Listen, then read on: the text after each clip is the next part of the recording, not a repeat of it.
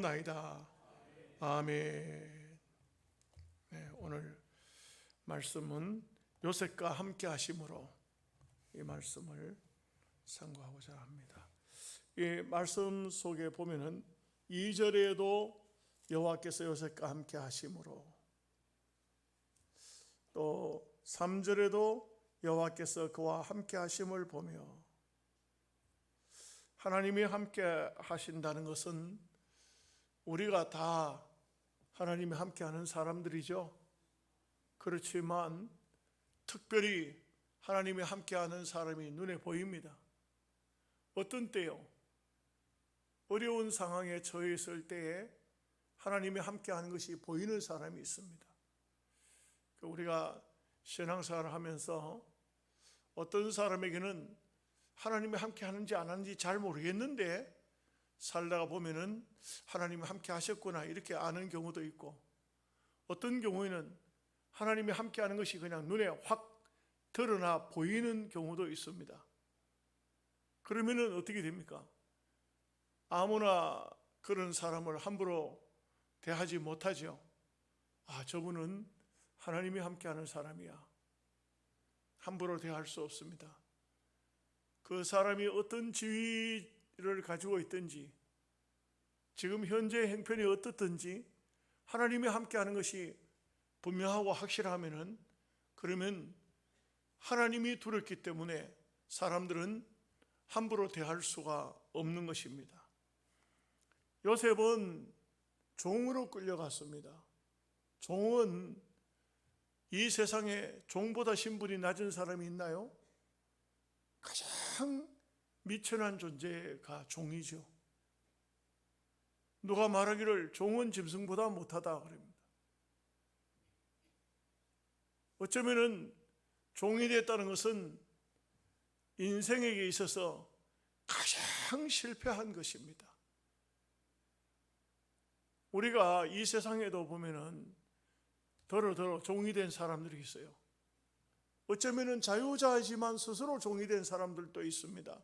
물론 그리스도에게 자기가 좋은 의미로 그리스도에게 종이 된 사람, 바울 같은 경우도 항상 보면 예수 그리스도의 종 바울은 자기 스스로가 내가 예수 그리스도의 종이라. 오늘날 또 보면 목사님들이 자기를 낮추어서 주의 종입니다 이렇게 이제 말을 하기도 합니다.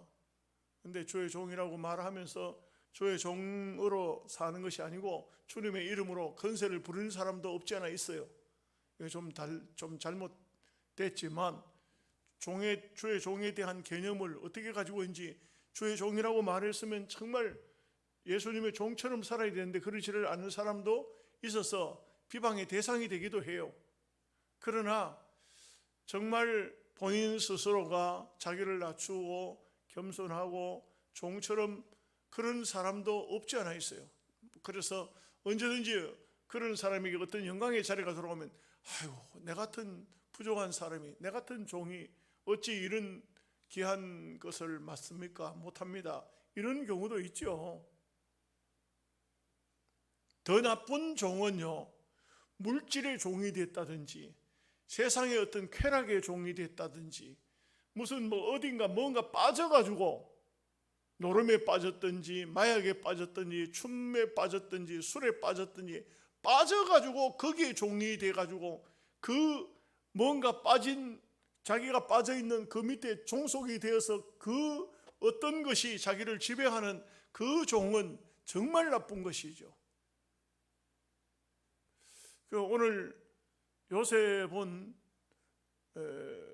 요셉이 그렇게 말한 적은 없지만은 요셉은 진정으로 하나님이 요셉과 함께 하시는, 어찌 보면은 요셉의 입장에서는 하나님의 종이요, 또 하나님 입장에서 보면 사랑스러운 충성된 종이라.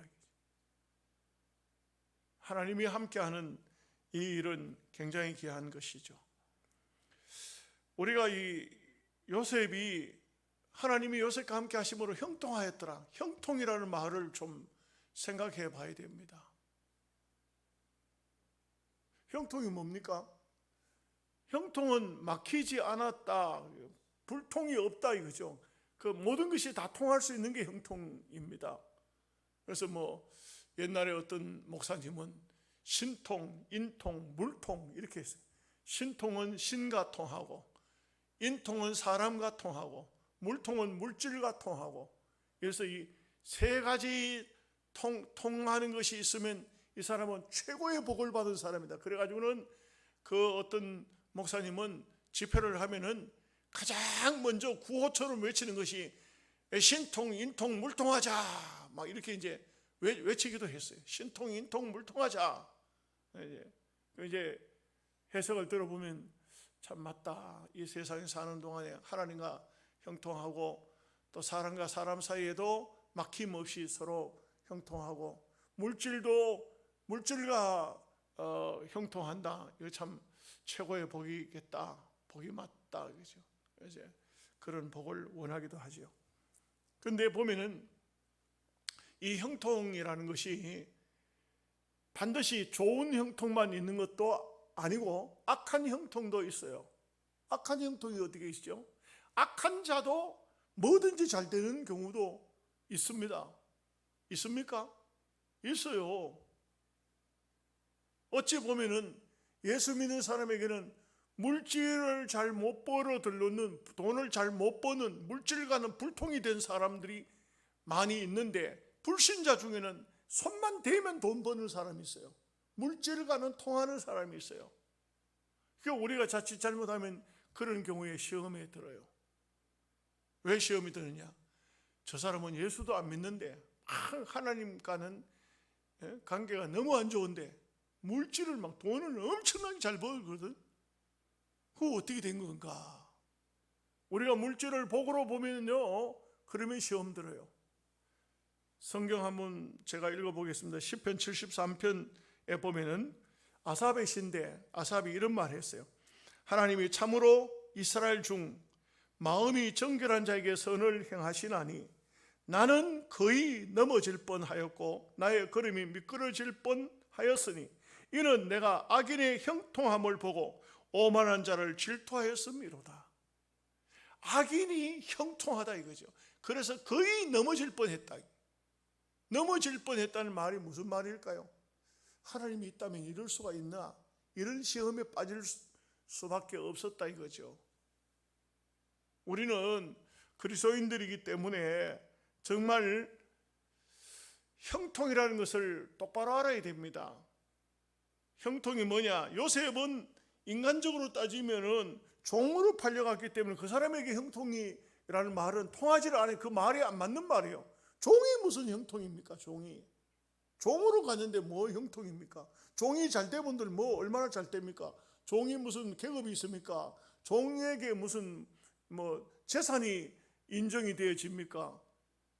종은 종일 뿐인 거예요. 종이 형통하다는 말은 이게 언어적으로는 도저히 안 맞는 말이죠. 말이 안 맞는 말이에요. 그런데 왜 이 요셉에게 형통하다는 단어를 붙였을까요?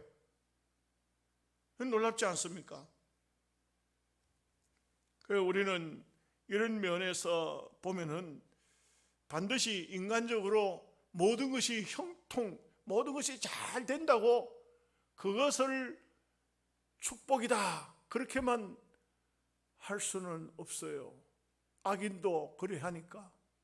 악인도 잘 될 때가 있으니까. 악인도 막 부자 되고 권력 자리에 올라가고 악인도 막 큰 소리 치고 악인도 그렇게 잘 되기 때문에 야, 저 사람 되게 형통하네, 되게 잘 됐네 이렇게 하고, 그러면 교인은, 예수 믿는 성도는 뭐 사업하다 실패해버리고 자식도 말 안 듣고 또 막 가정도 지금 막 흔들흔들하고 사업도 막 전부 다 이거 뭐 부도가 날라고 끄떡끄떡하고 불통입니까? 그러면 안 되는 겁니까? 그러면 망한 겁니까? 이걸 우리가 분명한 사실은 오늘 제목에 달려 있습니다. 하나님이 함께 하면 형통입니다. 하나님이 함께 하지 않으면 아무리 잘 돼도 그건 형통이 아니에요. 왜냐하면 시편 기자는 이렇게 말하죠. 그들은 풀과 같이 속히 자라나 한번 배임을 당하면 속히 말라버립니다. 풀이 얼마나 잘 자랍니까? 와, 풀 정말 잘 자라요. 저는 농사는 안 지어보지만 요양원에 꽃밭을 갖고 왔는데 이 꽃밭은 한 3년 정도 열심히 풀 매주면은 그 다음에 풀이 좀 많이 적어서 꽃을 키울 만해요. 근데 이제 작년부터 했으니까 원래 2년째잖아요. 원래도 풀이 얼마나 많은지 이게 뭐 보통 힘든 게 아니에요. 보통 힘든. 그래서 제가 농사 짓는 사람들을 이해를 좀 해요. 와, 농사 짓는 분들이 정말 오죽 힘들면 뭐라고 하냐면 풀과 전쟁이다. 풀하고 어떻게 전쟁을 합니까? 근데 풀과 전쟁을 한다 그래요. 풀은 잘 자라요. 그렇지만 베어버리면 속히 말라버려요. 그게 악인들의 특징이에요. 그러나 성경의 의인에 대해서는 뭐라고 합니까? 7번 넘어질지라도 일어나느니라. 다시 또 일어난다 이게. 의인은 왜냐하면 하나님이 붙잡아 주신다 이거죠. 그래서 여러분 알아있어야 됩니다. 형통이라는 것이 돈 잘 번다고 권력 차지했다고 형통이 아니에요. 뭡니까? 하나님이 함께 하신 것이 형통이에요. 여러분의 삶에 하나님이 함께 하시는 그 두 가지죠. 제가 두 가지로 말씀드렸어요.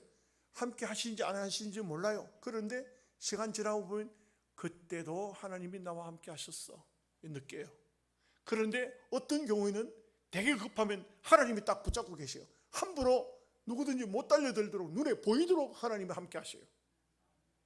그 요셉에게는 눈에 보이도록 하나님이 함께 하셨다. 여러분들에게도 하나님 함께 하십니다. 잘 안 보여서 그렇죠. 잘 몰라서 그렇죠. 여러분 욥이 뭐라 했습니까? 욥은요 굉장히 힘들었어요. 앞을 봐도 뒤를 돌아봐도 좌우를 살펴도 하나님은 계시지 않는 것 같다. 얼마나 힘들었겠어요. 그러니까 욥이 하는 말이 내가 육체 밖에서 하나님을 보리라. 자기는 그때 하나님이 곁에 계시는데도 몰랐어요. 모르는 겁니다. 그러니까 내가 죽은 다음에 영원히 하나님을 만나겠다 이렇게 이제 고백하는 거예요. 그러나 사실은 하나님이 욥을 다 보고 계시고 지키고 계시고 함께 하고 계셨어요. 단지 요셉을 지금 현재는 실현시키고 있는 중이었어요. 훈련시키고 있는 중이었어요.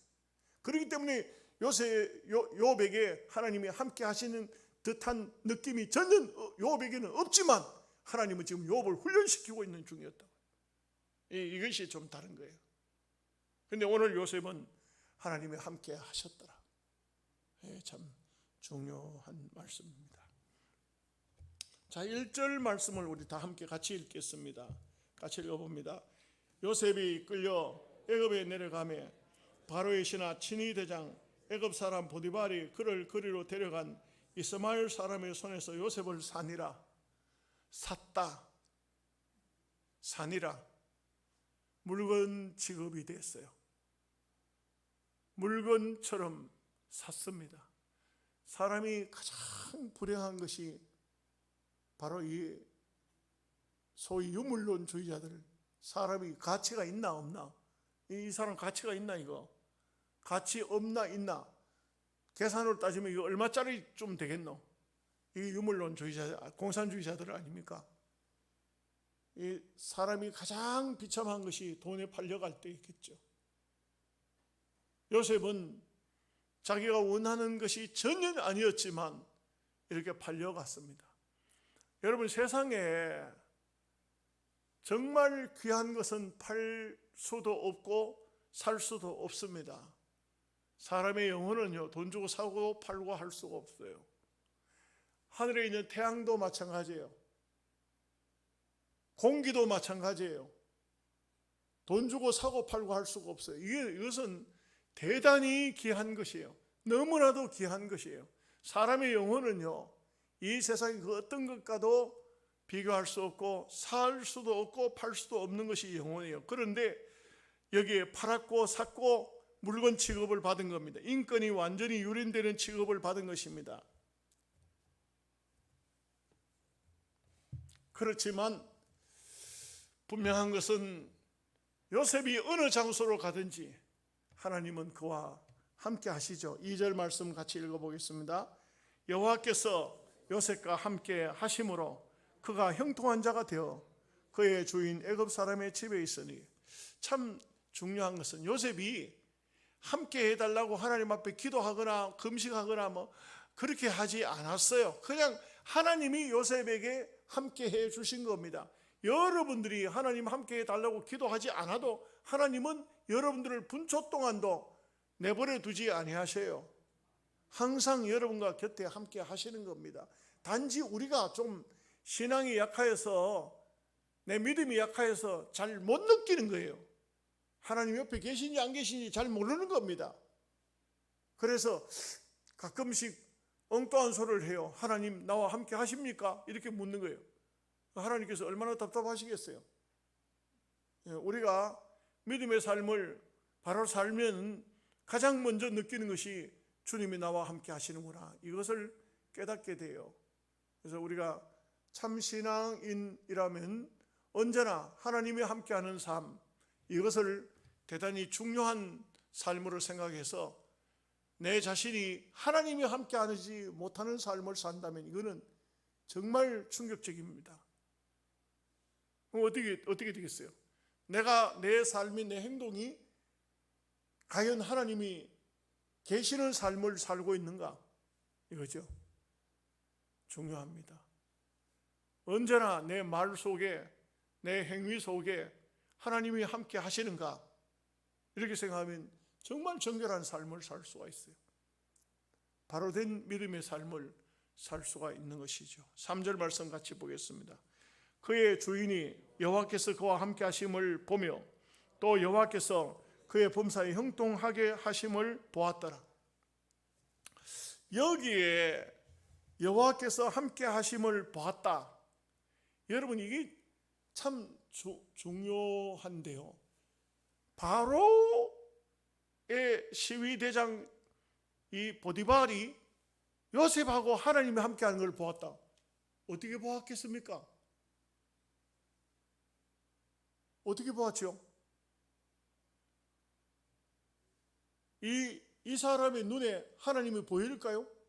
어떻게 요셉과 함께하는 걸 보일까요? 참 이게 중요합니다. 이거 우리가 착각하지 말아야 되는데, 하나님이 나와 함께 하시옵소서 하면서 나는 하나님 없는 삶을 삽니다. 그러면 불신자들이 볼 때 하나님이 저 사람과 함께 하지를 않는구나. 그런데 내가 진정으로 믿음으로 살면서 하나님 나와 함께 하시옵소서, 하나님이 함께 하는 삶을 삽니다. 그러면 하나님이 함께 하는 것이 불신자 눈에도 보이는 겁니다. 여러분, 이게 이해가 안 되세요? 아멘을 그냥 하기 싫어서 안 하는 겁니까? 이해가 안 돼서 안 하는 겁니까? 오늘 우리가 하나님 함께 하시옵소서 하면은 하나님이 함께 하시는 삶을 살아야 되는 것입니다. 그러면 불신자가 저 사람은 하나님이 함께 하는구나 알게 되는 것입니다. 우리가 하나님이 함께 하시는 것을, 하나님 함께 하시는 게 무슨 뭐 특별한 어떤 게 나타납니까? 어떻게 현상적으로 나타납니까? 우리가 하나님을 두려워하고 하나님을 진심으로 섬기고 모든 방면의 기도의 삶을 살고 어떤 어려운 상황이 와도 그 어려운 상황 속에서도 하나님의 이름을 찾으면서 하나님으로 말미암아 극복해 나가는 것을 보면은 불신자가 저 사람은 하나님이 함께 하는구나 이렇게 볼 수가 있는 것이죠. 참 굉장히 중요한 게, 오늘 한국교회 교인들이 이런 지적을 많이 받아요. 외국에서 신학자들이나 목사님들이 그런 말씀들을 많이 해요. 교회에서는 너무 뜨겁게 신앙생활을 하는데 교회 밖에서는 너무 하나님 없는 삶을 산다고. 우리 한국교회를 그렇게 평가를 많이 해요. 왜 교회 안에서는 그렇게 뜨겁게 기도하는데, 그렇게 열심히 기도하고 교회 밖에 나가서는 사기치고 거짓말하고 온갖 법을 다 어기고 그렇게 하느냐 이거죠. 그렇게 하는 얘기예요. 저는 이게 좀 머릿속에 많이 맴돌고 있는데, 지금 이제 우리 감산기도원에서 유엔 평화마을, 이것을 자기가 그 기도원 원장이 어차피 자기가 땅 가지고 있거나 모든 걸 다 가지고 천당 갈 건 아니니까요. 그걸 나름대로 생각을 많이 한 것 같아요. 세계적으로 전쟁이 있었던 나라, 유엔이 들어와 가지고 나라를 평화시킨 나라에는 유엔 마을들이 다 있다는 거예요. 근데 우리나라에만 이 6.25 사변 때 유엔군이 들어와 가지고 얼마나 우리 민족을 그래 특별히 미국의 메가더 장군이 인천 상륙작전을 해서 중간 허리를 끊어서 공산당 뺄개이들을 무찌르고 우리 민족을 회복시키고 저 신의주까지 쳐올라가서 거의 통일이 될 뻔했잖아요. 동호군이 아니었으면 통일이 됐잖아요. 이렇게 됐던 나라에 유엔이 그 사람들이 와서 얼마나 많은 사람이 생명을 버리고 했지 않습니까? 그러니 저 부산에 유엔 묘지가 따로 있잖아요. 유엔 묘지가 있는데 거기에 자녀들, 자손들이 우리 할아버지가 우리 아버지가 6.25 때 참전해서 생명을 버리고 유엔 공동묘지에 묻혀 있는데 거기를 방문했다가도 잠잘 장소 하나 전부 자기 돈 주고 호텔에 가서 자야 되고 어디 무슨 뭐 유엔에서 무슨 그 6.25 참전했던 분들의 어떤 공적이라든지 어떤 전시관도 하나 없는 거예요. 그러니까 이것을 보고는 다른 나라의 유엔이 전쟁이 났을 때 유엔이 들어가서 싸운 나라들은 유엔 마을들이 나라 안에 몇 군데씩이나 다 있더라는 것이요. 그래서 우리나라에 또 유엔 마을을 만들겠다 해서 유엔 평화 마을을 만들었어요. 그걸 만들었는데 만들면서 이걸 막 이사들을 막 그 기도원 원장이 뭐 장로님, 목사님, 막 집사님 중에 뭐 권사님들 중에 훌륭한 분들을 막 이사로 초청을 했어요. 일이 안 되는 거예요. 일이. 왜? 목사님들이 많으니까요. 말이 너무 많고 목사님들이 뭐라고 하냐면 다 그냥 무조건 믿음으로 합시다. 이게 목사님들이 주로 믿음으로 합시다. 법이고 뭐고 필요 없고 믿음으로 합시다. 이래가지고는 문제가 생겨가지고 더 복잡해가지고 안 돼가지고 나라에 신청을 하니까 계속 취소가 되는 거예요. 안 되는 거예요. 법을 어기니까 나라에서 정부에서는 법을 어기는 사람 뭘 해주겠어요. 그래서 이번에 대폭 줄여가지고 이사가 13명이 딱 13명으로 됐어요. 13명 됐는데 목사가 3명이에요. 10명이 일반 평신도예요. 10명이. 그리고 그 10명 중에는 이사장은 CCC 김중건 목사님의 바톤을 이어받은 정현수 목사님이시고 그 다음에는 거기에 이제 우리 이사들 중에는 정부의 장관 밑에 차관으로 계시는 분도 계시고 무슨 뭐 이렇게 공직에 있는 그런 분들도 계세요. 그런 분들도 계시고 또 건설업 하는 사람, 무슨 뭐 변호사 사업 하는 사람 이런 분들이 이제 뭐 쭉 이사로 다 있어요. 저는 거기에 정말 낄 수 없는 사람인데 왜 저를 거기에 이사로 넣어준지는 모르겠어요. 그래서 이사회를 또 이번 토요일 날 27일 날 한다는 우리 제가 당회 때문에 가지를 못한다고 얘기를 해놨습니다만 이제는 유엔 평화 마을이 정부로부터 허락이 떨어졌어요. 허락이 떨어져서 해도 좋다 하라. 그리고 이제 땅이 제공이 됐지만 이 유엔 평화 마을을 조성하기까지는 어마어마한 돈이 이제 정부 돈도 들어오고 이제 많은 사람들이 후원을 해서 유엔 평화 마을을 만든다고 하는 것이죠.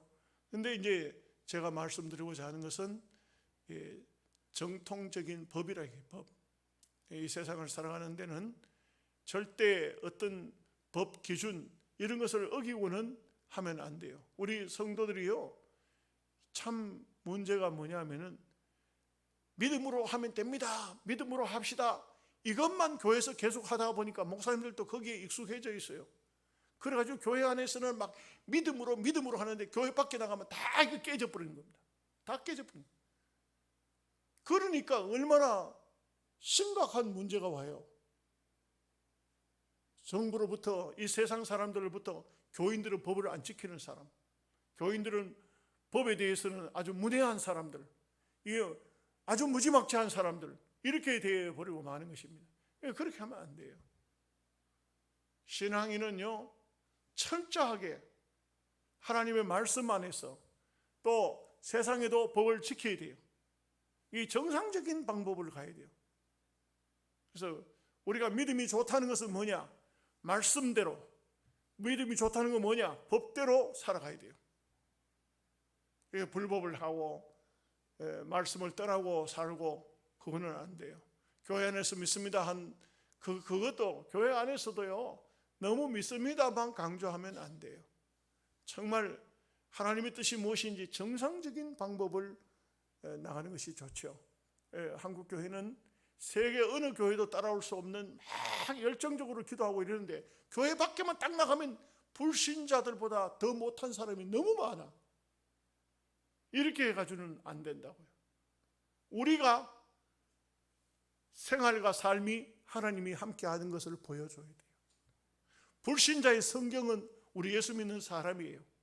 우리가 정직하게, 우리가 깨끗하게, 우리가 순수하게 그렇게 살면 야, 저 사람은 하나님이 함께하는 사람이네, 이렇게 보입니다. 4절 말씀 같이 읽겠습니다. 요셉이 그의 주인에게 은혜를 입어 섬김에 그가 요셉을 가정 총무로 삼고 자기의 소유를 다 그의 손에 위탁하니. 참 여러분, 세상에 이 보디발이 나중에 이제 다음부터 보면 알겠습니다만 그 집이 대단한 집안이에요. 보디발이 시위대 장관이라는 것이 모든 그 당시 임금이 애굽은 바로가 임금이에요. 바로 임금의 모든 그 목숨을 주관하는 그 막 비서 역할, 그 또 무슨 무슨 문제가 생겼을 때 다 막을 수 있는 그런 사람이 바로 시위대 장관이에요. 이 생명을, 자기 주인 되는 바로 임금의 생명을 보호하는 사람이 바로 시위대 장관이에요. 그러니까 따지면은 굉장히 그 높은 장관입니다. 대단한 사람이에요. 그런데 그 집안의 가정 총무가 됐다.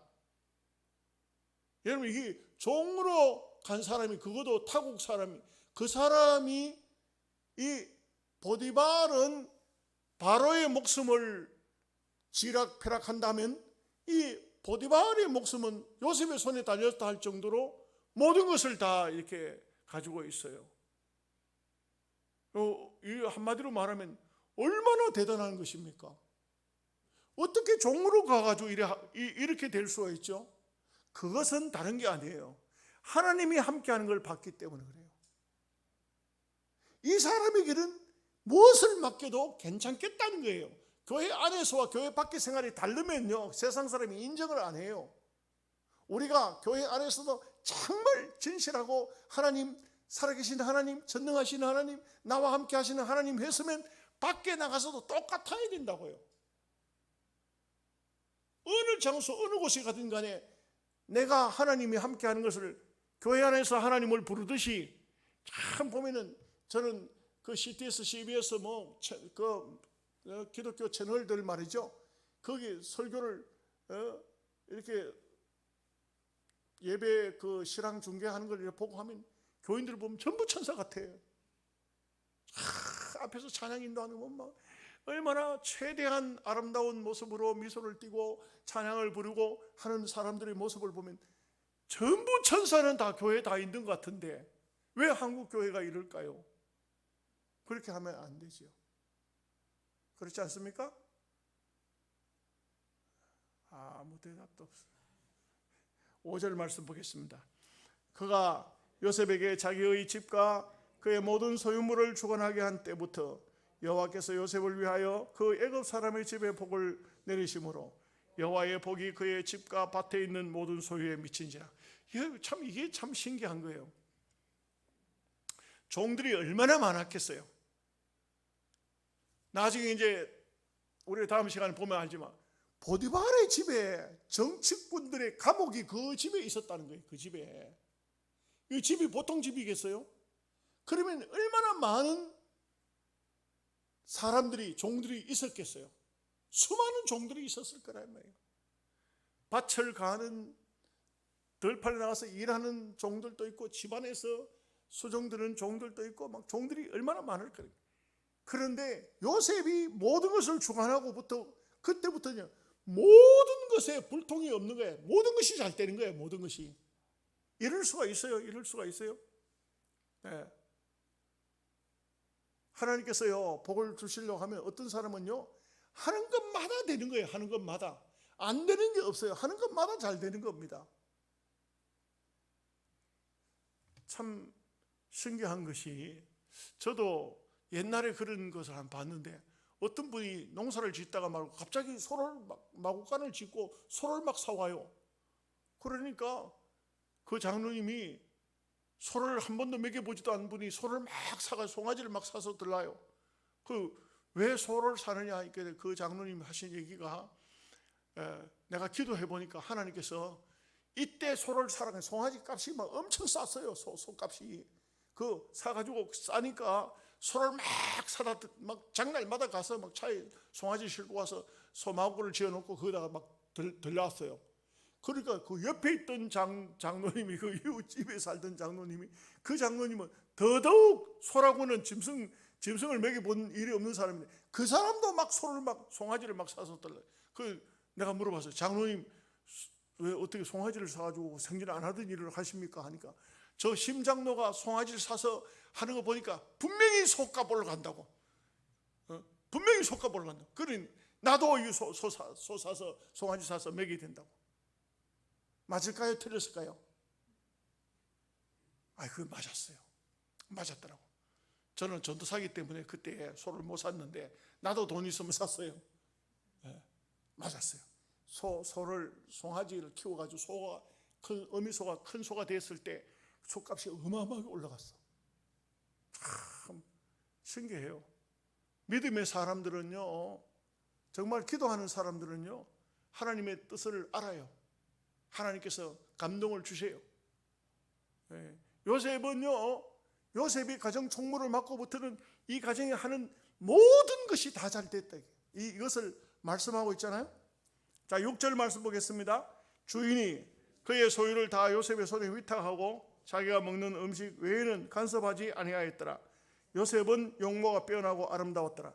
근데 여기 중요한 것이 뭐냐면은 6절에 자기가 먹는 음식 외에는 간섭하지 아니하였더라.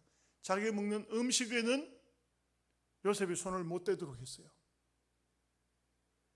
왜 그랬을까? 성경에 답이 있어요. 창세기 43장 32절 말씀에 보면 이런 말씀이 나와요. 그들이 요셉에게 따로 차리고 그 형제들에게 따로 차리고 그와 함께 먹는 애굽 사람에게도 따로 차리니, 그 다음에 보십시오. 애굽 사람은 히브리 사람과 같이 먹으면 부정함을 입음이라. 히브리 사람이 음식을 만들어서 애굽 사람에게 대접하면 그 음식 안 먹어요. 애굽 사람들 부정 탄다고. 무슨 말인지 아시겠어요? 그래서 이 보디발의 집에 다른 거는 다 요셉이 관리하지만 먹는 음식은 보디발이 요셉에게 음식을 맡기지는 않았어요. 음식은 아마 애굽 사람이 따로 만들었을 거예요. 또 중요한 게 뭐냐면 요셉은 용모가 빼어나고 아름다웠더라. 이 사람이 남자든 여자든 용모가 빼어나고 아름답다는 것은 큰 축복이지요. 맞아요? 틀려요? 잘생긴 사람이 축복 아니에요? 못생긴 사람이 축복입니까? 잘생기면은 다 어디 가든 간에 인정 우선 한 점 따고 들어가요. 근데 문제는 그 다음입니다. 이 잘생기면은 참 귀한 축복을 받기는 받았는데 시험이 많습니다. 그래서 잘은 모르겠지만요, 여자들도 아주 이쁘게 태어난 사람들이 주로 보면은 깡패 두목의 부인이 되든지 주로 보면은 술집으로 많이 취직이 되고 이렇게 돼요. 이게 참 문제죠. 조심해야 돼요. 우리 예수 믿는 사람들도 마찬가지예요. 여러분 못났다고 절대 비관하지 마십시오. 그것도 하나의 축복이 될 수도 있어요. 7절 말씀 보겠습니다. 그 후에 그의 주인의 아내가 요셉에게 눈치를 하다가 동침하기를 청하니, 이 참 얼마나 기가 막힌 겁니까? 보디발의 아내가 요셉을 보고 정말 앞부분에 뭐라고 했습니까? 용모가 빼어나고 아름다웠더라. 그러니까 막 이 보디발의 아내가 요셉을 보면서 아주 환장을 한 거예요. 그냥 이게 제일 심각한, 이 세상에서는 다 눈에 보이는 것을 이렇게 중심으로 하니까 이런 문제가 생겨지죠. 8절 말씀 봅니다. 요셉이 거절하며 자기 주인의 아내에게 이르되 내 주인이 집안의 모든 소유를 간섭하지 아니하고 다 내 손에 위탁하였으니, 9절에 있습니다. 이 집에는 나보다 큰 이가 없으며 주인이 아무것도 내게 금하지 아니하였어도 금한 것은 당신뿐이니 당신은 그의 아내임이라. 그런즉 내가 어찌 이 큰 악을 행하여 하나님께 죄를 지으리까. 참 요셉의 마음 자세를 보십시오. 보디발의 아내가 요셉을 유혹하지만 요셉은 이것은 내가 주인을 첫째는 배신할 수가 없고 당신 남편을 배신할 수가 없고 당신 남편이 나에게 총무까지 맡겨줘서 모든 것을 다 하겠지만 당신만큼은 내 손에 맡기지 않았다 이거예요. 왜냐하면 당신은 그분의 아내가 되는 것이고 내가 당신을 범하고 당신과 있던 간통을 하게 되면은 그러면 주인을 첫째는 배신하는 거지만 두 번째는 뭐냐면 하나님 앞에 큰 악을 큰 죄를 범하는 것이다. 참 이 철도철미한 신본주의적인 그런 신앙을 가지고 있었어요. 너무나 귀한 신앙이에요. 너무나 아름다운 신앙이에요. 10절 말씀 보겠습니다. 여인이 날마다 요셉에게 청하였으나 요셉이 듣지 아니하여 동침하지 아니할 뿐더러 함께 있지도 아니하니라. 참 이게 우리가 그 디모데후서 2장 22절 말씀에 보면 또한 너는 청년의 정욕을 피하라 그랬어요. 정욕은 피해야 된다. 마귀와의 싸움은 싸우라 그랬어요. 마귀와는 싸워요. 정욕은 피하라. 그래서 우리가 지혜로운 삶을 위해서는 말씀을 따라가면 돼요. 요셉은 말씀을 따라서 아름다운 삶을 살았습니다. 기도하겠습니다. 하나님 아버지 감사합니다.